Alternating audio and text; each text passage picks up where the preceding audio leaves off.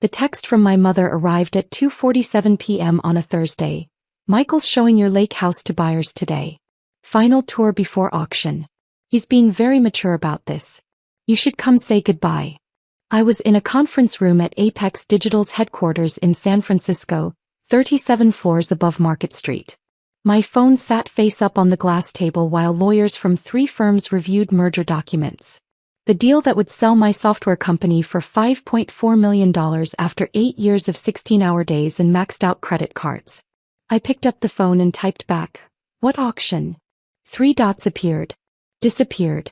Appeared again. The bank foreclosure. You know you're 3 months behind on the mortgage. Michael found a buyer willing to pay $750,000. We're splitting it 40/30/30 between you, Michael, and your father and me. Better than losing everything. My hand tightened around the phone. The lawyers kept talking about escrow timelines and stock option conversions. I stood up and walked to the window looking out at the bay. The lake house. 2 acres on Lake Tahoe's north shore. 4 bedrooms, floor-to-ceiling windows facing the water, a private dock. I'd bought it 4 years ago for $680,000.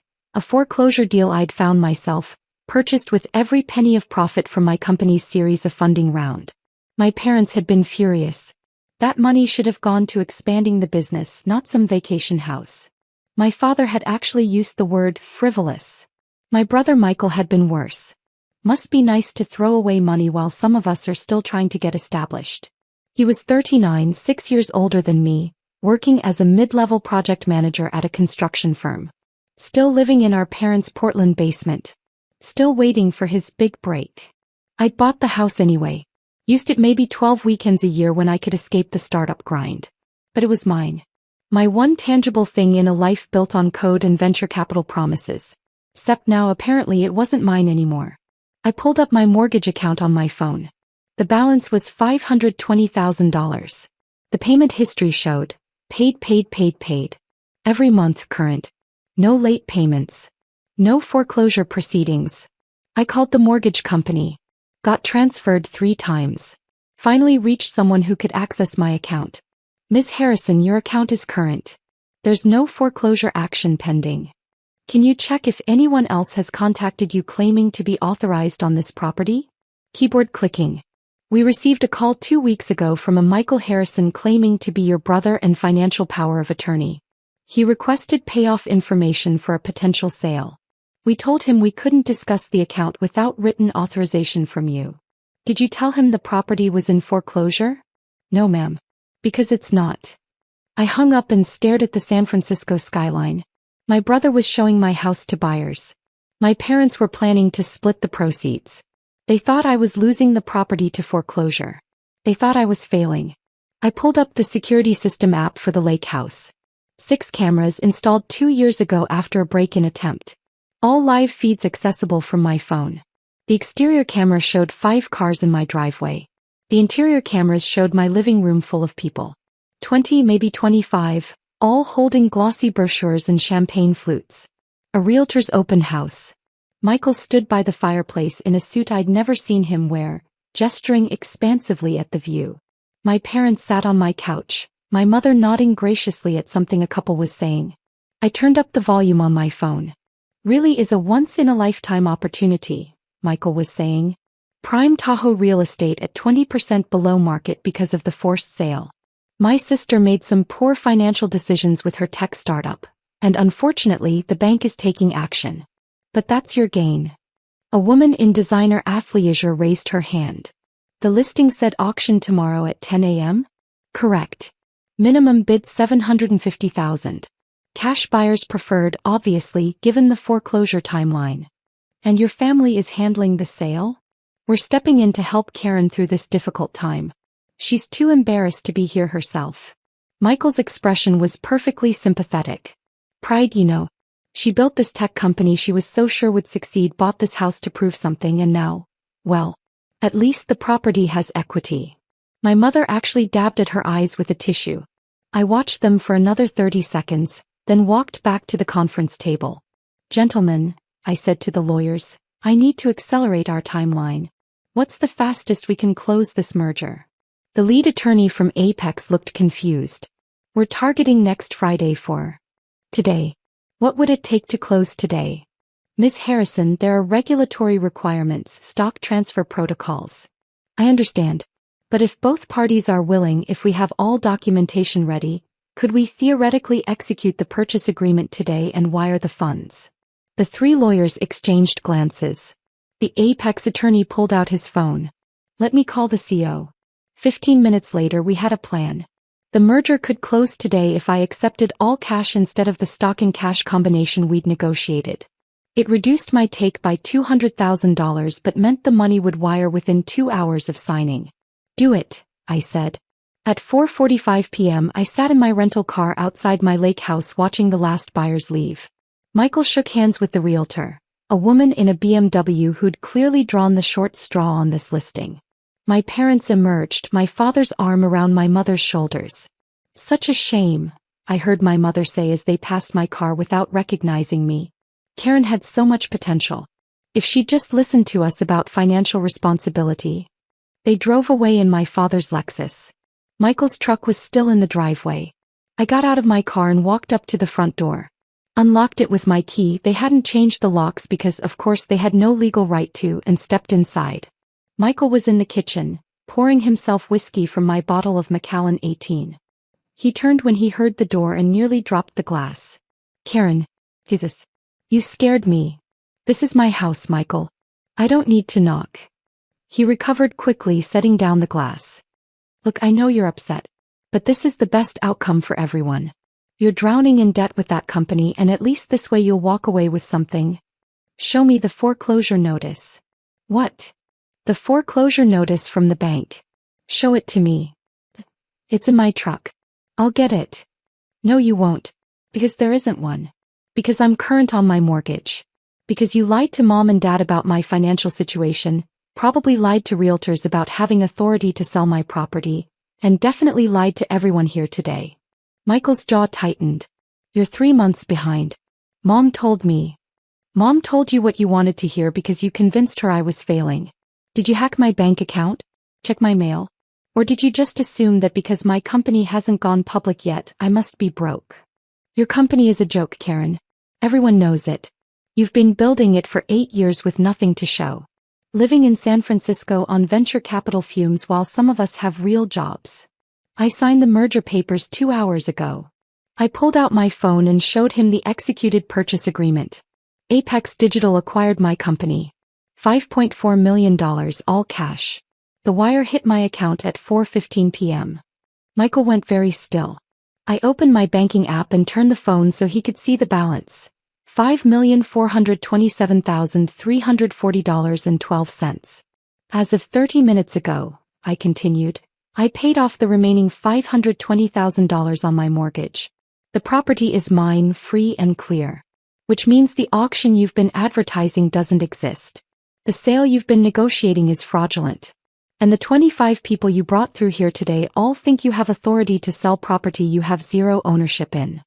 I was trying to help. You were trying to prove I was a failure.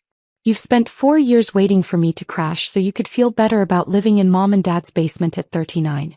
You couldn't stand that your little sister bought a lake house while you're still figuring out your career. That's not true. Then why lie about foreclosure? Why not just ask me how I was doing? Why not offer actual help instead of planning to profit off what you thought was my failure? Michael's face had gone red. You don't understand what it's like. Everyone comparing me to you. Karen's company this, Karen's innovation that. You have any idea how exhausting it is being the disappointment? Yeah, Michael. I do. Because mom and dad spent my entire childhood telling me to be more like you. More athletic. More social. More normal. The difference is I didn't sabotage you. I just worked harder. I walked past him to the window overlooking the lake. The water was still, reflecting the mountains and the sunset beginning to paint the sky orange and gold. Here's what happens next, I said without turning around. You're going to call every person who came through here today and tell them the auction is cancelled. You're going to explain that you misunderstood my financial situation and you apologize for wasting their time. Then you're going to call mom and dad and tell them the truth. Karen. I'm not finished. You're also going to explain to them that you lied about my mortgage, lied about foreclosure, and tried to sell my property without my knowledge or consent. If you don't do all of that by tomorrow morning, I'm filing a police report for fraud and attempted theft by deception. You can't. I absolutely can. I have security footage of you showing my property to buyers while claiming foreclosure authority you don't have. I have recordings of you telling people you're handling the sale because I'm too embarrassed to appear. I have documentation that you contacted my mortgage company claiming financial power of attorney. Any of those things alone is a crime. Together, they're a pattern of fraud. Michael sat down heavily on my couch. This will destroy my relationship with Mom and Dad. You destroyed it yourself. I'm just making sure the truth comes out. I finally turned to look at him. You know what's sad? If you called me 2 months ago and said, Karen, I'm struggling, can you help me? I probably would have. Given you money for a down payment on a condo. Helped you find a better job. Something. Because you're my brother. But instead you tried to profit off what you hoped was my failure. That's unforgivable. He looked up at me and for just a moment I saw the older brother from childhood. The one who taught me to ride a bike and defended me from bullies. Then it was gone, replaced by the bitter, jealous man sitting on my couch.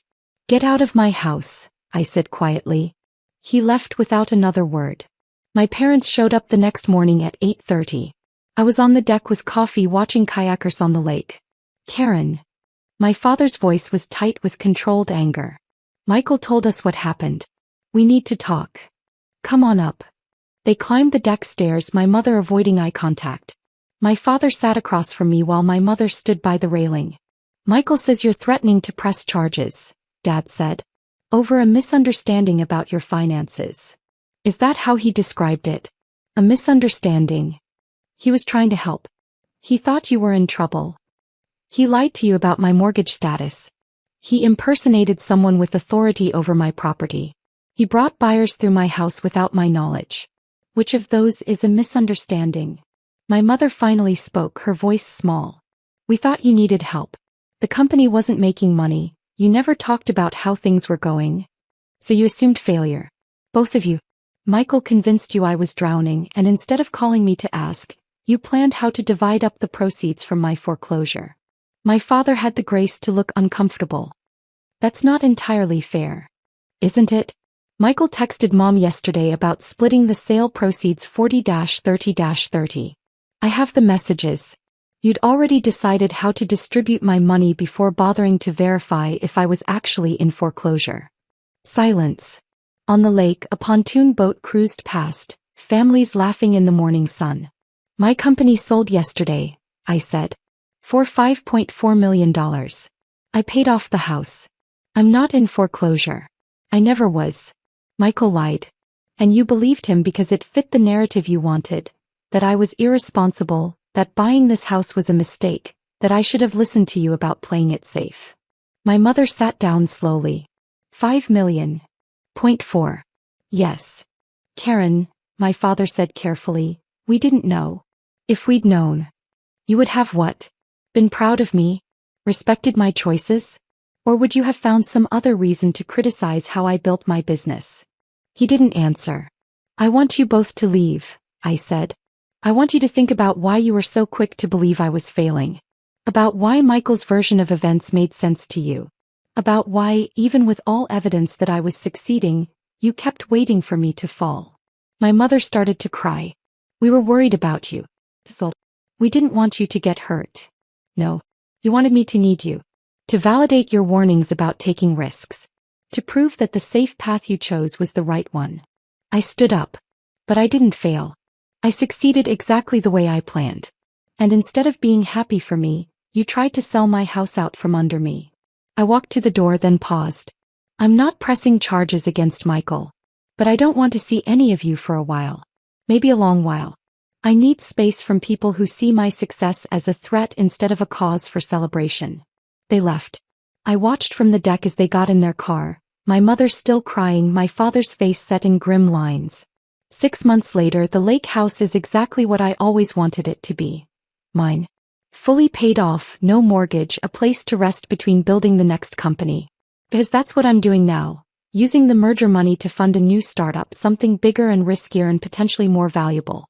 Michael sent one email apologizing. I didn't respond. My parents send cards on holidays. I don't open them. Maybe someday I'll be ready to rebuild those relationships. Maybe not. But I learned something important. Success doesn't need witnesses. It doesn't need validation from people who spent years expecting you to fail. It just needs you doing the work, making the decisions, taking the risks.